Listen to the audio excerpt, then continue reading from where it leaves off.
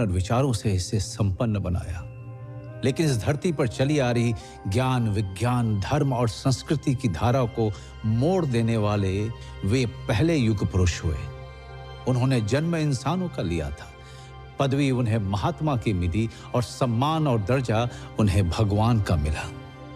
जी हाँ, सही समझे आप, मैं महात्मा बुद्ध की बात कर रहा हूं।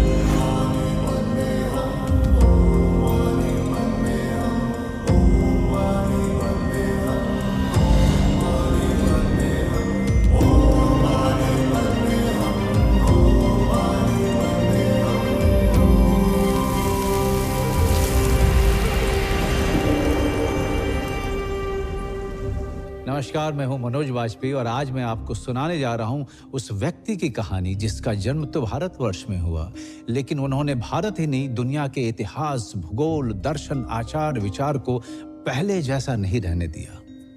महात्मा बुद्ध ज्ञान और विचार की ऐसी मशाल बन के उभरे कि सिर्फ भारत तक सीमित नहीं रहे। उनके विचार पहले लोगों के लिए जीने का तरीका बना, फिर मत और फिर वो धर्म बनकर दुनिया भर में फैल गया। Extraordinary circumstances which is challenging the society, there comes an extraordinary personality who gives a new direction to the society and history is created. Buddha came at a time when India was facing a lot of challenges. मैत्री का concept है, जब मुद्दता का जो concept है, then mindfulness है, विपස්සना है ना, ये पूरी दुनिया में इसलिए ये इतना आगे बढ़ी क्योंकि they are so simple yet so logical yet so meaningful yet so effective. राजमहल की संपूर्ण सुख सुविधा के बीच जब जीवन का यह कष्टकर स्वरूप राजकुमार सिद्धार्थ के सामने नहीं आया था, तब भी उनमें एक तत्व सर्वाधिक था, जिज्ञासा का। जिज्ञासा सवाल में बदलती है, सवाल तर्क में परिणत होता है, तर्क अपनी कसौटी पर विश्वास को छानता है और उसमें अंधविश्वास को अलग कर देता है। ठीक यहीं पर बालक सिद्धार्थ के बुद्ध बनने का बीज पड़ चुका था। एक आगामी क्रांति की मौन शुरुआत हो चुकी थी। बुद्ध अपने समय के क्रांतिकारी थे और उनकी क्रांति इतनी बड़ी थी कि आज भी वो मनुष्यता को प्रभावित कर रहा है। बुद्धिस्ट फिलॉसफी इतनी लॉजिकल है और इतनी सटीक है, इतनी deep as well as intensive है, जो यूरोप की पोस्ट मॉडर्निज्म है, मॉडर्निज्म है, इनके साथ अगर कुछ मैं कंपेयर करूं तो मुझे नहीं लगता कि वो कहीं टिकती हैं। बुद्ध अपने घर से निकलने के बाद ज्ञान के लिए बहुत भटके, मगर उन्हें ज्ञान मिला भी तो कहाँ? न काशी में, न प्रयाग में, न राजधानी में, न जंगल में। उस गया में जो जिंदगी नहीं, मृत्यु के संस्कार, पिंडदान के शहर के रूप में मशहूर था। तो इस गया में एक पीपल के पेड़ के नीचे बुद्ध निर्वाण या ज्ञान पाते हैं। इसी कारण वो स्थान बोध गया कहलाता है। वहां से वो काशी के पास सारनाथ पहुंचे और जहां उन्होंने अपनी पहली शिक्षा दी और धम्म की स्थापना करी। जीवन चला जाता है, उसके निशान शेष रह जाते हैं। बुद्ध के जाने के बाद जो व्यापक रिक्तता या खालीपन पैदा हुआ, उनके फॉलोअरों ने उसे उनके रेलिक्स यानी अवशेषों से भरा। जिन्होंने बुद्ध को रूबरू नहीं देखा था या जिन जगहों पर बुद्ध जा नहीं पाए थे, उन सब के लिए बुद्ध के अवशेष बुद्ध से कम नहीं थे। बुद्ध के 3 तरह के अवशेष मिलते हैं। पहला शारीरिक यानी बॉडीली रेलिक्स, इसमें बुद्ध के शरीर की राख या उनके बचे हुए अंग आते हैं। दूसरा पारिभौगिक यानी कॉन्टैक्ट रेलिक्स और तीसरा उद्देश्य या धम्म रेलिक्स। यहां प्रश्न यह भी उठता है कि जिस बुद्ध ने जीवन भर त्याग किया, राजपाट छोड़ा, परिवार छोड़ा, वे शिष्यों को अपने अवशेषों के संग्रह और उसके दर्शन के बंदोबस्त का निर्देश क्यों दे रहे हैं? असल में यही सवाल हमें भी इस कहानी तक लेके आई है। बात तब की है जब बुद्ध 80 साल के हो चुके थे। वे जीवन भर गतिमान रहे, जड़ नहीं रहे। ऐसे में यह कहां संभव था कि वो बैठे बिठाए महापरिनिर्वाण को प्राप्त होते। दुनिया अभी इससे अनजान थी, पर उन्हें यह मालूम था कि ये उनके जीवन की आखिरी यात्रा है। आनंद का रोल बुद्ध के जीवन में, उनके जीवन के आखिरी क्षणों में बहुत महत्वपूर्ण हो जाता है। उनकी लास्ट जर्नी में उनका मेंशन आता है बहुत प्रोमिनेंटली, और वो इस कॉन्टेक्स्ट में भी आता है कि वो सबसे आखिरी उनके बुद्ध के शिष्य थे जिन्होंने अरहतशिप, जिनको एनलाइटनमेंट प्राप्त हुआ था। आनंद और भगवान का संबंध कैसा है? उपस्थाक यानी पर्सनल अटेंडेंट।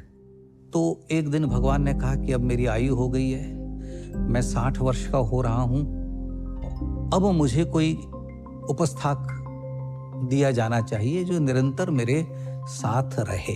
एक एक कर सभी भिक्षु खड़े होते हैं और कहते, भगवान मैं आपका उपस्थाक बनूंगा। सिर्फ एक व्यक्ति खड़ा नहीं होता है जिसका नाम है आनंद। आनंद बैठे हुए हैं, भगवान के चचेरे भाई बैठे हुए हैं, वो खड़े नहीं होते। तो सबने आनंद की ओर देखा तो आनंद खड़े हुए कि मैं भगवान का उपस्थाक बन सकता हूं, लेकिन मेरी कुछ शर्तें हैं। एक शर्त कि भगवान कोई यदि आमंत्रण मेरे पास आए और मैं उस आमंत्रण को स्वीकार करूं तो उस आमंत्रण को आप स्वीकार करेंगे, वरना मेरी कौन सुनेगा। भगवान ने कहा ठीक है, मैं स्वीकार करता हूं। और एक बात, आप अपने भोजन में से मुझे भोजन नहीं देंगे। क्यों?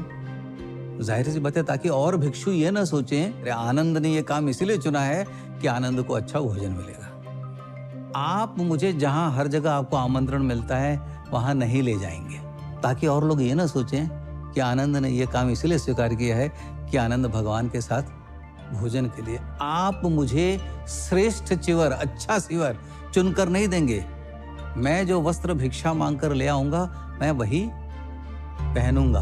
तो कितनी सुंदर कथा है कि एक चचेरा भाई अपने भाई का उपस्थाक रहता है और जीवन का उसको कोई लोभ नहीं है। वो कितनी शर्तें भगवान के साथ रखता है कि किसी के मन में कभी ये ईर्ष्या न हो कि मैंने ये लाभ के लिए किया। बुद्ध की जीवन यात्रा का फलक गंगा की मध्य और निचली घाटी के इलाकों से होते हुए मिथिला और नेपाल की तराई तक फैला हुआ था। वे लगातार घूमते हुए ज्ञान बांटा करते थे, सिवाय चातुर्मास या वर्षा ऋतु के, जिसे बुद्ध का वर्षावास कहा जाता था। वैशाली की बाहरी सीमा पर बसे बेलुआ गांव का वर्षावास बुद्ध की अंतिम यात्रा का प्रस्थान बिंदु साबित होता है। यात्रा अब तक निष्कंटक चल रही है, पर काल को आगामी आहट का आभास भी तो देना था।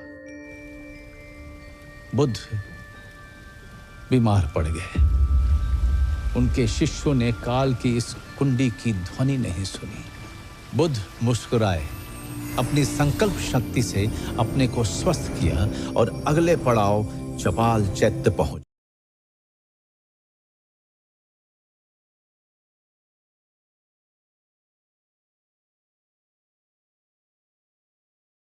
गए।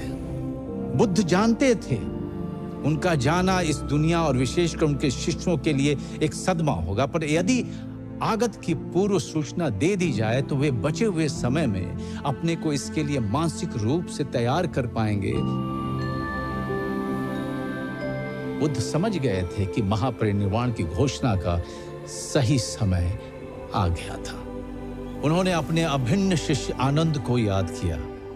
आनंद बुद्ध के साथ 2.5 दशक से हैं। वे बुद्ध के इतने निकट हैं कि अक्सर उनकी बात कहने से पहले समझ जाते हैं। तो बुद्ध ने आनंद को बुलाया। बुद्ध उनसे कहते हैं, तुम बोलो तो मैं इस धरती पर तब तक रह सकता हूं जब तक यह धरती रहेगी।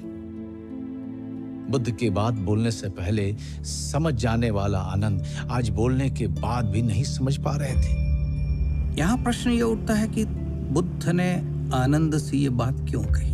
कि वो स्वयं कहते हैं बुद्ध कि मैं चाहूं तो अनंत काल तक जी सकता हूं। भगवान का यहां तात्पर्य धम्म से है कि हम अक्सर व्यक्तियों को स्वीकार करते हैं, उनके विचारों को छोड़ देते हैं। यहां तथागत ने स्पष्ट कर दिया है कि बुद्ध से बड़ा बुद्ध का विचार है, धम्म है। तो जिस अनंत काल तक की बात हो रही है वह धम्म के संदर्भ में हो रही है। आनंद उस बात को कंप्रीहेंड नहीं कर पाते हैं और वो इग्नोरेंट रहते हैं।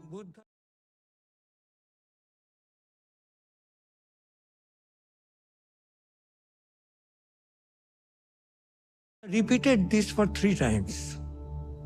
But Ananda did not say anything in favor of Gautam Buddha to continue till the end of this world. Buddha अपना सवाल दोहराते हैं, तिहराते हैं और आनंद की